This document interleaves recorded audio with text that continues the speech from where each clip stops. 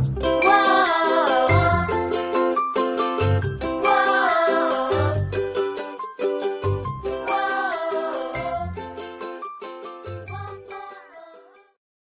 guys, Comic Boom here to review Future State Week 5, and well, kind of a blasé week, but I got the comic books set up here, and I've got them arranged according to size, or at least near the end, because size does matter. And my favorite of the week was Wonder Woman, Joelle Jones hitting it out of the park with Wonder Woman. My least favorite was Superman of Metropolis. And Flash was quite horrible. The rest were tolerable. I didn't mind. I really enjoyed Wonder Woman. Next Batman was decent, and the backups were okay, I guess. Harley Quinn was pretty good.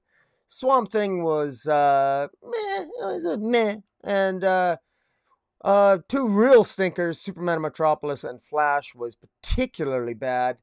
But we'll get into that. But let's start off here for Future State Week 5. Let's see how things got. We're going to start with Swamp Thing here. Now, I've never been... This was written by Ram V. This is part 2. Ram V's the writer. Mike Perkins did the art. The art here I thought was beautiful. I actually think Mike Perkins did a really fantastic job on the art. I think Mike Perkins' style of art is actually really good for Swamp Thing. He's really good at drawing... It just sort of it felt like a magical world that we were in here of plant life and darkness and light, and it's, of course, it's Swamp Thing taking on Jason Woodrow, and Obsidian is captured, an Obsidian from the old Infinity Incorporated, and they're trying to use Obsidian's blackness and darkness to basically blot out the sun. And well, to be very frank, this entire Swamp Thing story I thought was very depressing, but I'll be honest with you, every Swamp Thing story I know is depressing. I'm not a big fan of Swamp Thing, so I don't want to take away from people who naturally enjoy Swamp Thing stories. I actually think that, for me, this is a very typical Swamp Thing story from what I've read in the past, so I think if you're a Swamp Thing fan, I think you'll really enjoy it. This is... there's a sadness to this tale that, and I want to give some props to it, because I am actively trying to give a review outside of my own bias and my inclination of not being a Swamp Thing fan. Where I think the Swamp Thing story I give it props for is that you really get into the mind of Swamp Thing. Of course, I think he's still Alex Holland, or maybe he's another human now. I don't know. I don't really follow it because I don't care about the character, but you can tell that there's a humanity in Swamp Thing, because this story is so tragic. He's got all his plant creatures and his plant children, for lack of a better word, who he sacrifices his own children, and even some of his youngest plant children willingly die, albeit some of them express understandable frustration that they have to die to save humanity. Because humanity apparently is capable of growth, is capable of change, and Swamp Thing says that apparently plant life isn't. He's not capable of real change. Neither are his children, that they're not capable of evolving into something more. They can't change into something more, but humanity can, and therefore that's a pretty good reason to save humanity, because humanity can evolve into something more. And of course, a lot of his children, his plant children, tell him, well, you know, how come you always give humanity this chance again and again and again? Humanity fails, and humanity does fail. And ultimately, it ends with the bad guys winning, Jason Woodrow winning. Another very depressing Future State tale. Again, this fascination with dread and failure and losing and darkness flowing out of death metal. Where's the hope? I don't know where the hope is. In fact, we're going to be asking where the hope is when we get into reviewing Flash in a moment too, which was absolutely horrific. But let's finish off Swamp Thing. At least with Swamp Thing makes a noble sacrifice, because as Obsidian's darkness ends up ultimately covering up and blotting out the sun, the Swamp Thing turns into a tree whose branches reach above the dark clouds of Obsidian. So Swamp Thing's turns into a giant tree whose branches reach beyond the giant black obsidian cloud that covers the earth, and it he all of his roots sustain humanity for an undisclosed period of time, maybe decades or centuries, and eventually the sunlight permeates through, because the sunlight eventually permeates through, which saves humanity. And so, good for you, Swamp Thing. Unfortunately, of course, humanity continues to evolve, and it has a very negative view of humanity. But, Swamp Thing has relentless, undying hope that humanity will eventually become better than we've proven ourselves to be again and again and again and again and again. And that really is it. But again, if you're a Swamp Thing fan, you'll probably like it. The art by Mike Perkins is really great, and the colors are really good too. The colors are by June Chung. June Chung's colors are absolutely gorgeous. She does a really good job of conveying the mood of the darkness of humanity, ultimately saved by the light and the sunlight, and the green, of course, which is the Swamp Thing. Now, we're getting into the Flash now.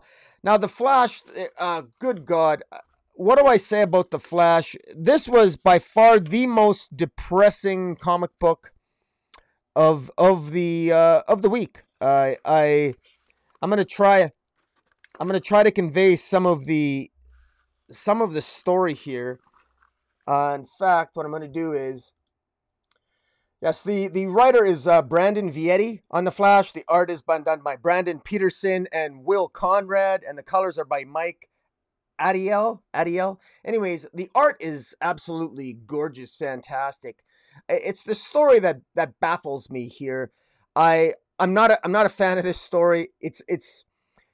I thought the first issue of the Flash, I thought it was actually going somewhere possibly interesting. I was willing to forgive the fact that it's once again sort of making a mockery out of Wally West, but Wally West is controlled by a villain called Famine, so it's not Wally West turning evil, it's just Wally West being possessed by famine. Unfortunately, this really, I don't like the way this ended at all. The art's fantastic. The colors are fantastic. Kudos to Brandon Peterson, Will Conrad. Colors by Mike Adiel, fantastic. It's a story I don't like. Barry Allen doesn't have, none of the Flash people, Flash family have their powers. Jay Garrick is dead, killed by famine / Wally West. Barry Allen doesn't have his powers, so he creates his own outfit based on all of the gadgets of his rogues gallery. So you see Captain boomerangs on his chest, and you see the spinning top, or the top's like bag of tricks there, and see Jay Garrick's helmet, and he confronts Famine, and him confronting Famine, who is in possession of Wally West's body. He has this elaborate scheme, and the way he describes how he's going to defeat Famine and how he actually attempts to, and he fails. He fails spectacularly, actually. So this was such a convoluted, confusing tale. None of it made any sense to me. And unfortunately, it's embodied in this crazy, stupid concept that famine feeds off hope. I mean, can you imagine anything so stupid for a comic book? I mean, that's even a dumb idea, even for a comic book. Honestly, can you imagine a villain that feeds off love? Imagine a villain that feeds off love, and I'm gonna, the more you love people, I'm gonna feed off your love energy and convert it to hate. Well, famine feeds off Barry Allen's hope and the hope of the world. So the more the more that people are good people, famine feeds off hope and turns it around and, I guess, kills more people. That's what famine does. Stupid concept. Absolutely stupid. And famine wins at the end. Surprise, surprise. It's feeding off hope. And pushes Barry Allen a little bit into the future, where Barry Allen becomes a ghost. Why? I have no idea. It's the problem with the writer here, Brandon Vietti, is that he takes a lot of cues, unfortunately, from Joshua Williamson, who had an atrocious Flash run. Joshua Williamson bastardized, convoluted Flash, didn't get any of the good luck trying to figure out the Flash under Williamson with all the stupid forces and everything else. It was nonsense. None of it made any sense. None of the storylines made any sense. They were contradictions from story arc to story arc. And unfortunately, Brandon Vietti takes all the worst traits of a Williamson scripted story, and he just embodies it in this absolute abortion of a story. I don't know what's going on. I don't even care about Wally West anymore. I've given up on the Flash family. I've never liked Barry Allen. If you want another reason to hate Barry Allen, by all means, read this issue. Barry Allen is just, he's actually, Barry Allen comes across as someone who's obsessed with Wally West now. Suddenly he's not even willing to destroy famine because he wants to be able to save Wally West, even though it will condemn the planet to famine. So they can't even get that right. I mean, for Christ's sake, we just want Wally West back. What the hell is wrong with the writers, DC, editorial? Just a garbage tale. And to make it even worse, there's great art here, but I don't care about the art. Please give me a story that's easy to read and make sense, because this is pure shit. At one point, Barry Allen, who apparently wants to save Wally West, comes up with some master plan of somehow poisoning the Speed Force, blah, blah, blah. Don't ask me how. Doesn't make any sense when he says it. Turns all of Wally West's bones into mush, so forcing famine to leave his body, which, if you want to save Wally West, is that really saving Wally West? Famine leaves his body, and Wally West's body is now mush, and he has no bones? How is that saving Wally West? But then ironically enough, it's famine that restores Wally West's body, not Barry Allen, and then pushes Barry into the future to forever watch famine in the body of Wally West continue to steal hope, and to, as hope dies in the world, famine will steal the energies from the lost hope. This is so stupid. So stupid. Hope isn't energy. I mean, I wish DC would abandon this nonsense that we have an emotional spectrum, that somehow an emotion conveys energy, that somehow, Jesus Christ, hope. Yes, I'm going to steal your hope. Yes, the Four Horsemen are stealing hope. Nobody, DC, please understand this, okay? Rebirth worked because Barry and Wally were united again. And we want hope we want some enlightenment and hope to come back to the DC universe. Barry Allen isn't the embodiment of hope. Barry Allen is an idiot. He's an idiot. He's not the embodiment of hope. Where are you getting that notion from? Good Lord, he's been an utter failure as a character and as Flash for 100 issues under Williamson. We don't want nothing from Barry Allen other than to just die. You were more interesting dead, Barry. Just die already. And for God's sakes, just bring Wally West back and just have a fun story. Just a fun story. Please, DC, don't try to redeem anything in the Flash family. Just tell a fun story. But this depression is insulting. This is garbage. This is toilet paper as a story. Good. The art's fantastic. Who cares about the art when the story sucks? Awful story. To make it even worse, it gets worse, people, because the worst scripted story so far in Future State is Teen Titans. Don't try to make sense of Teen Titans issue 1. Issue 2 is, good God, what the hell's going to happen in issue 2 of Future State Teen Titans? I don't know. But this ends with Barry Allen disappearing into some stupid ephemeral future, and Changeling shows up and he finds the ring, which has data in it, and they're trying to find Wally West. Why? I don't know, but what a garbage tale. So depressing. What a mess. I give this I give a 3 out of 10. This is awful. Anyways, enough about that. Superman of Metropolis, another horrifically penned tale. This one is written by Sean Lewis. Sean Lewis, this is terrible stuff. And I'll get into details why. John Timms is the art. Artistically, this was also an epic fail for me. I don't know what it is, but somebody should explain to John Timms that Superboy shouldn't be skinnier than Supergirl. Okay? Is that a news flash to you? Is this a difficult concept to comprehend? I don't know. Is that a new woke thing that I missed? Yeah, that's suddenly men are skinnier than women? Good grief. Art was, again, mediocre at best. Story was absolute insanity here. I don't know. First issue, we had Superboy nonsensically shrinking Metropolis, making a dumb decision in what can only be termed as bad writing. Suddenly, in this issue, I guess Superboy / he's Superboy. He's not Superman. I'm not calling him Superman. He's not a Superman by any metric. He's a Superboy, and he doesn't even deserve that. 10-year-old Jon Kent is smarter than this idiot claiming to be Superman of Metropolis. And by the way, this issue ends with him, talking about how his dad fought for everyone, but he's fighting for he's the Superman of Metropolis. Only a loser would say you're Superman for only one city.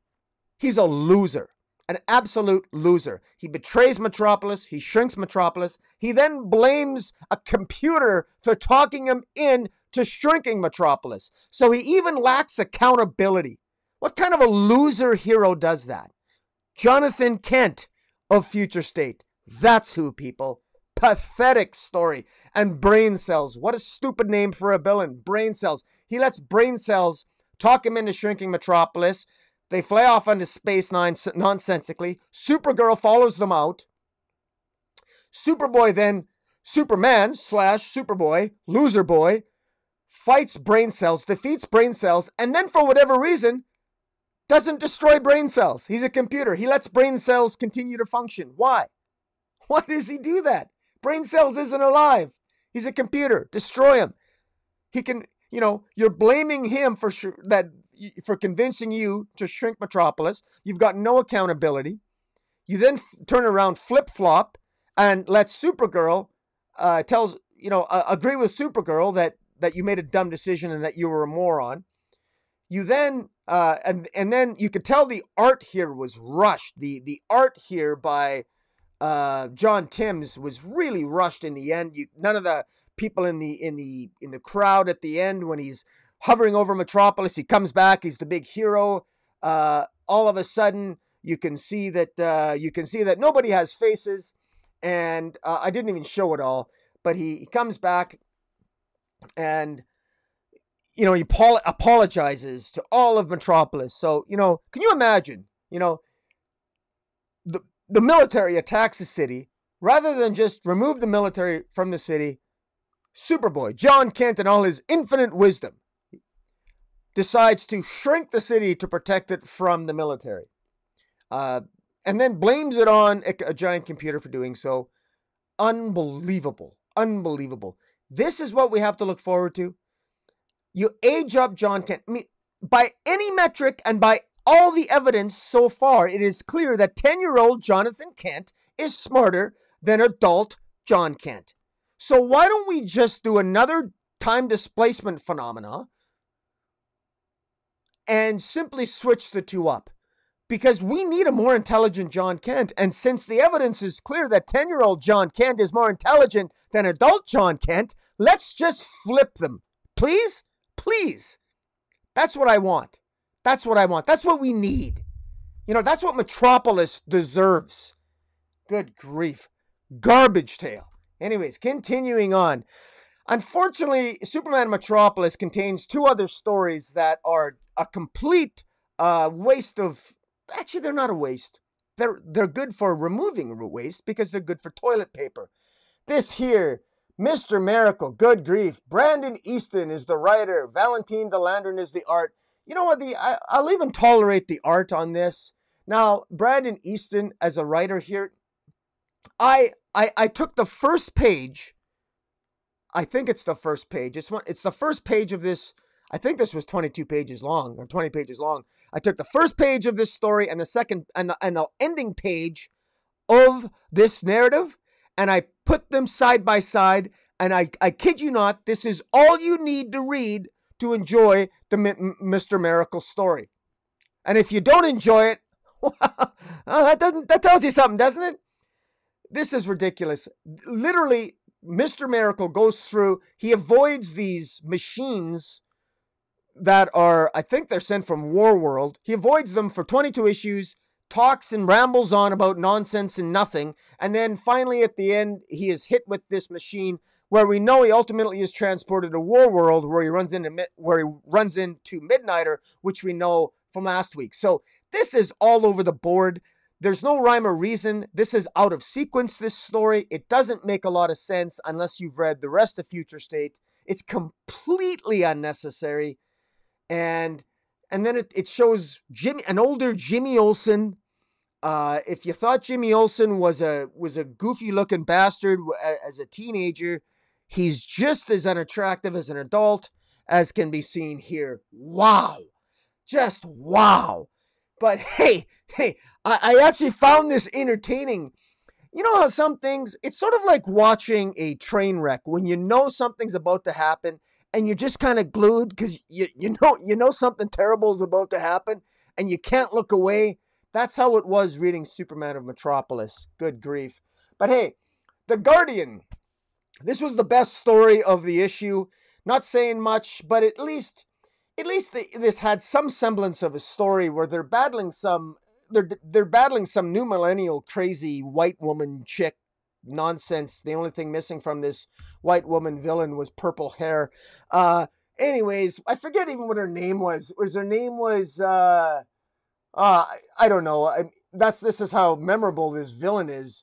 I forget what. It's really unimportant. She just goes and she spreads lies. Let me just back up for a second. When Metropolis was shrunk and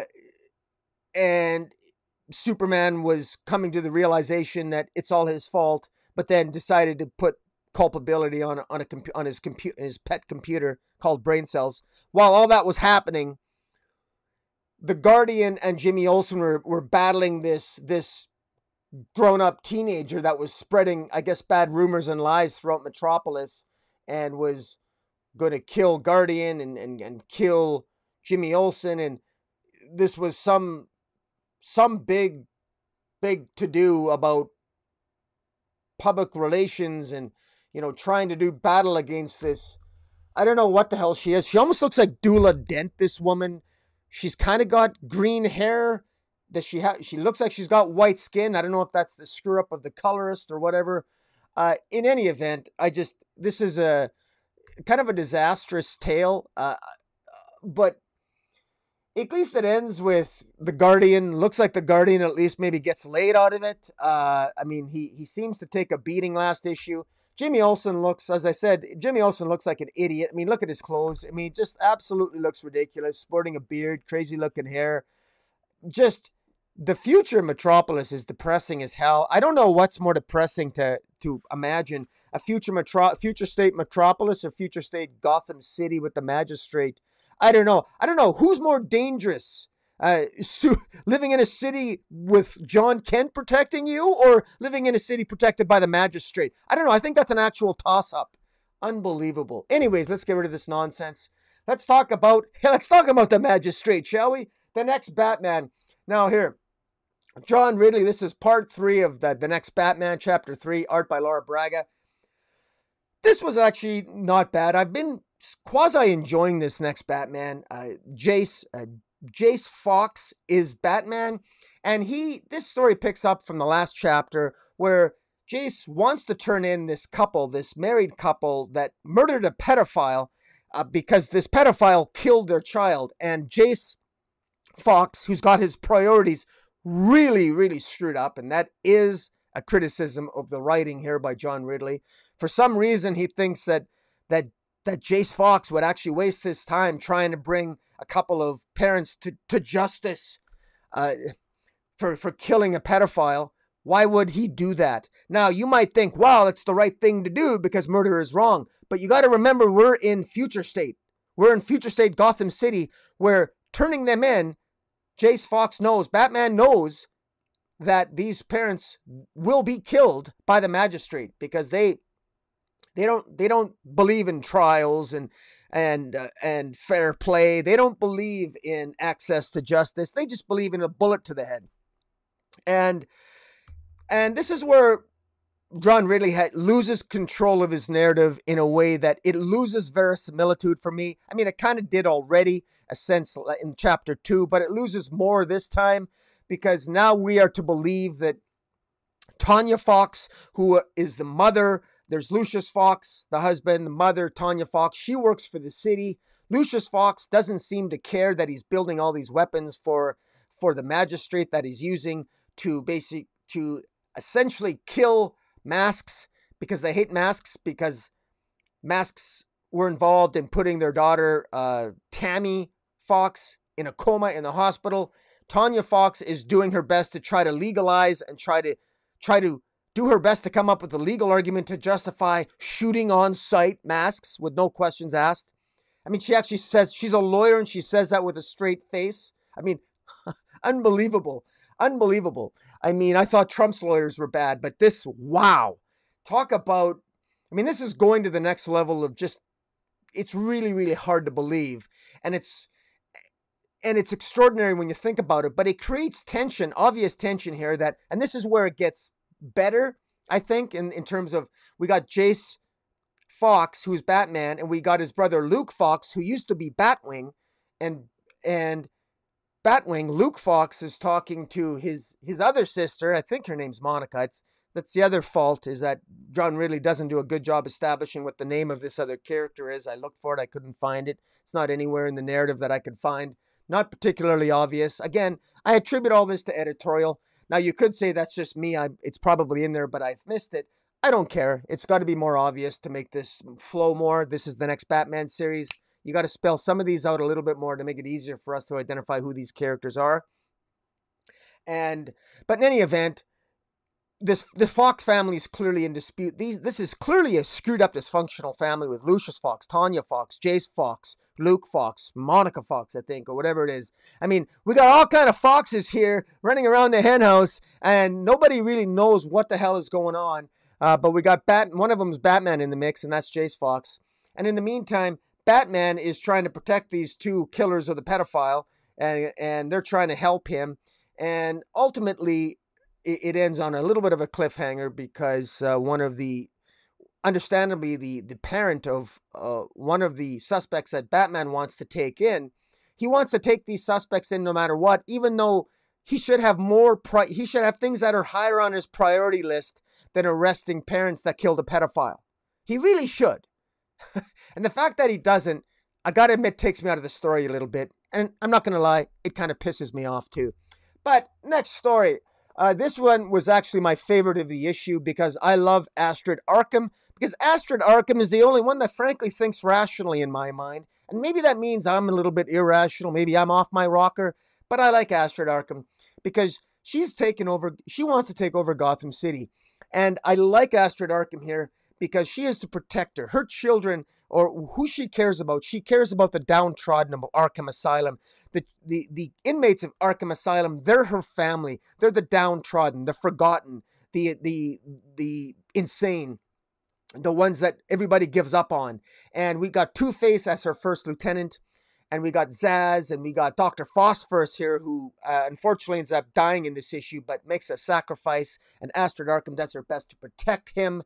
And she ends up killing the Peacekeeper number 6 gets killed by Astrid Arkham, which was awesome. I really liked this. I particularly love the art on this, and I just want to give a shout out to the artist.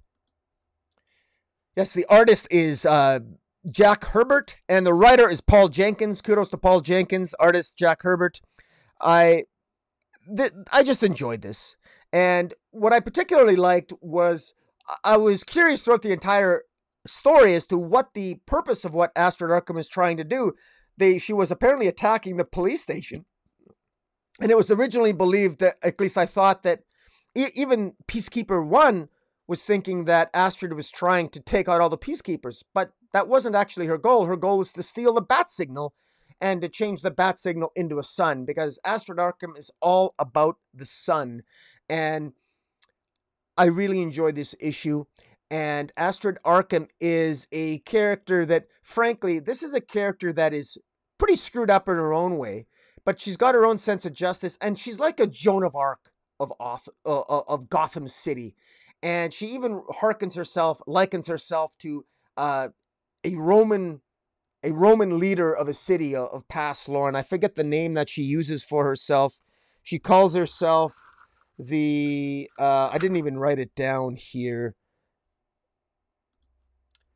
Amanirenas. Amanirenas was a female Roman leader of a Roman city that refused to pay taxes to the emperor and fought to the death to enforce her right not to pay taxes, and apparently was successful. In any event, I like Arkham. She is very much she is the most heroic hero in Gotham, as far as I'm concerned. She's the one that's kicking ass. The inmates of Arkham Asylum are by far the most interesting of characters in Gotham right now.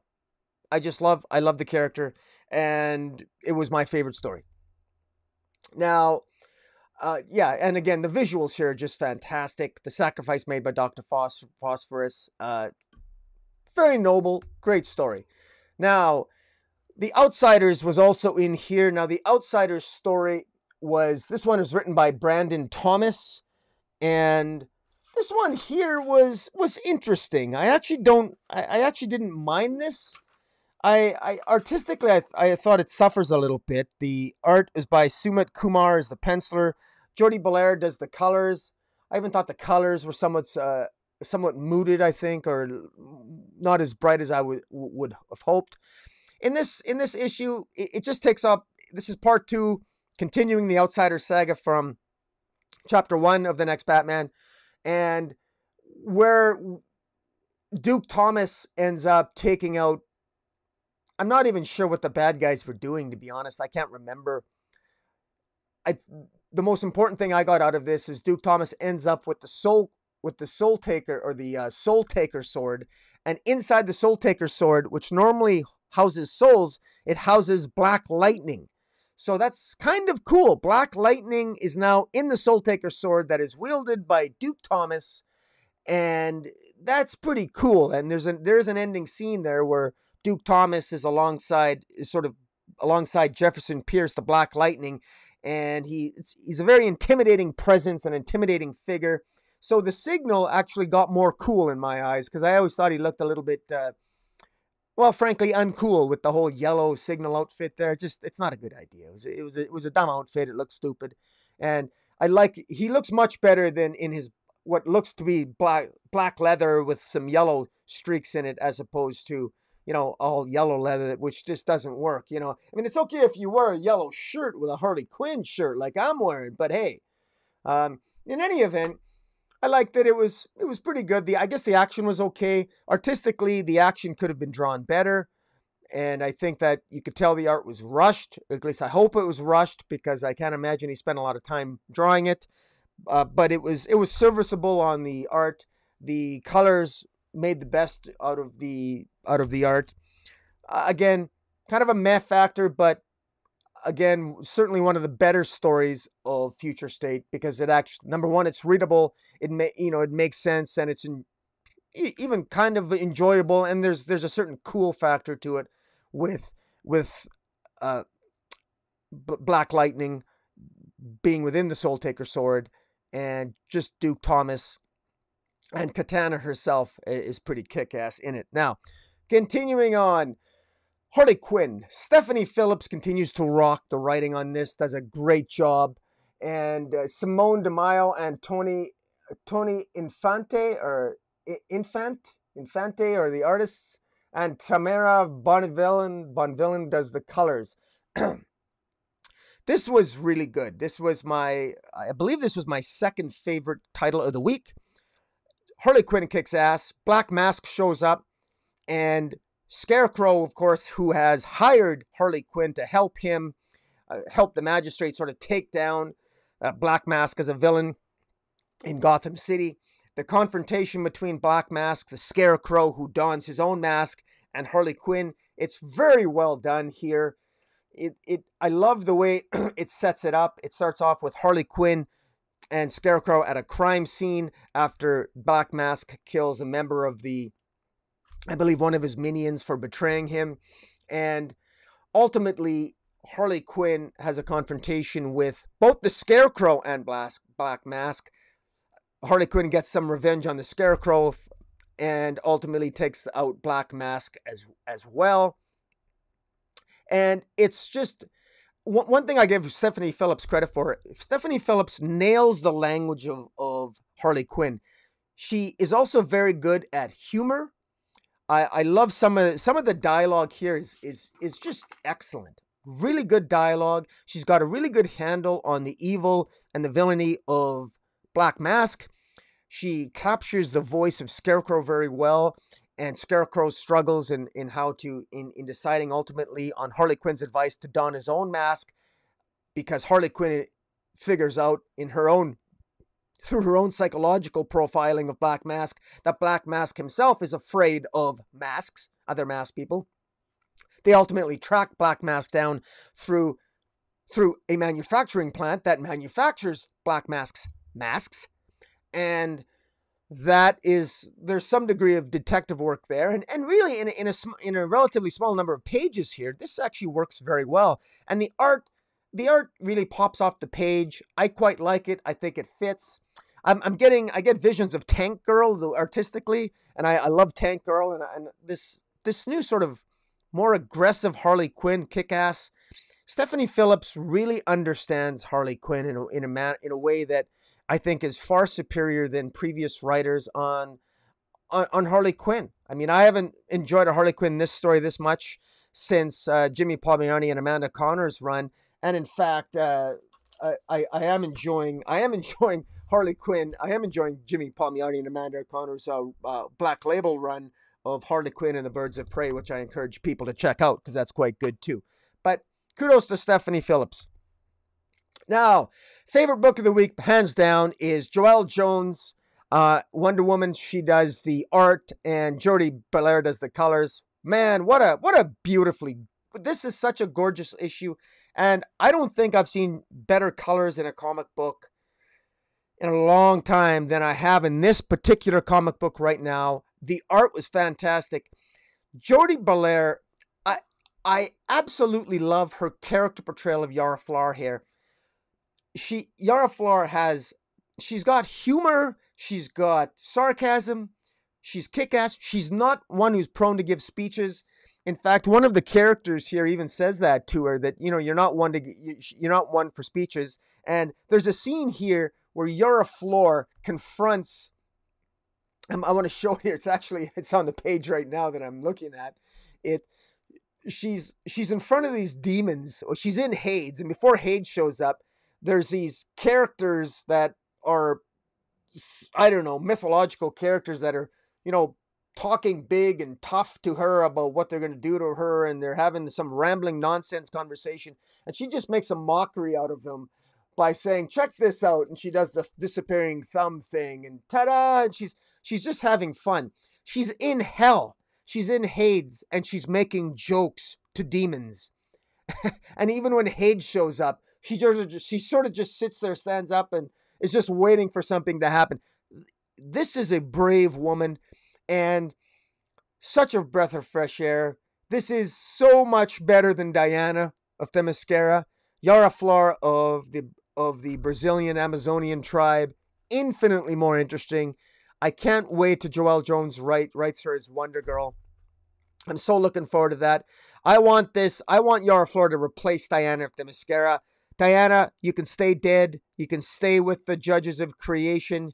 Nobody knows how to write you anyway. Just stay away.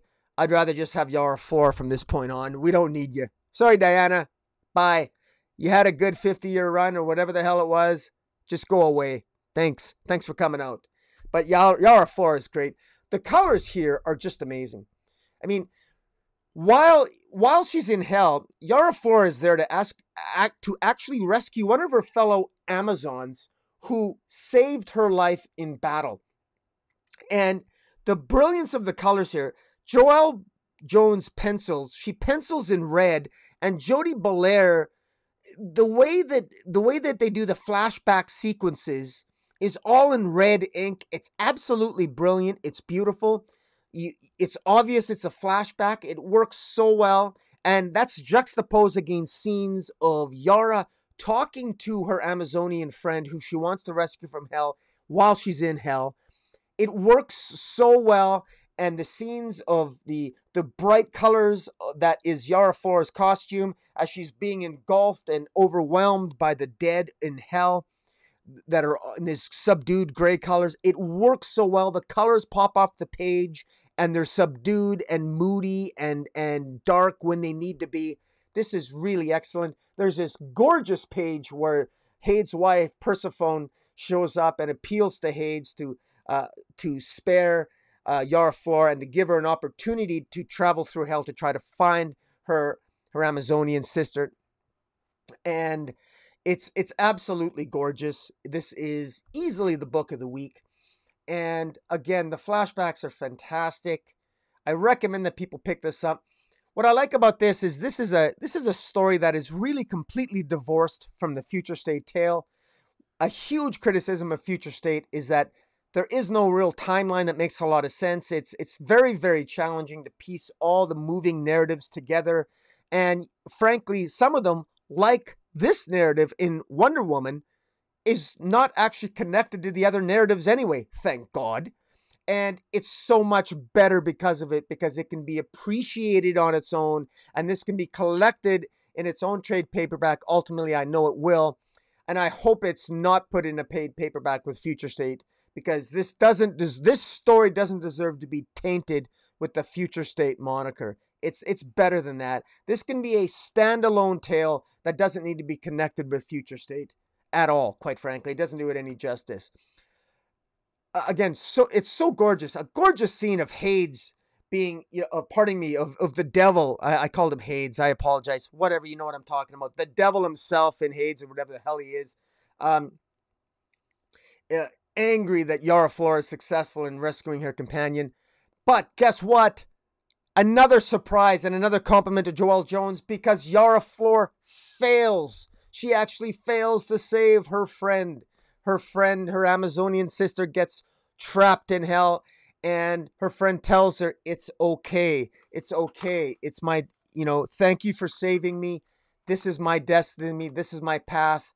Go. Your life isn't over yet. Go and enjoy your life. Go live it. You've got your own destiny to fulfill. And that's what she does. And I love what Joelle Jones says on the last page, what she scripts on the last page. She says in narration, there are not heroes. They are not heroes because they are perfect. They are heroes because they must overcome their imperfections.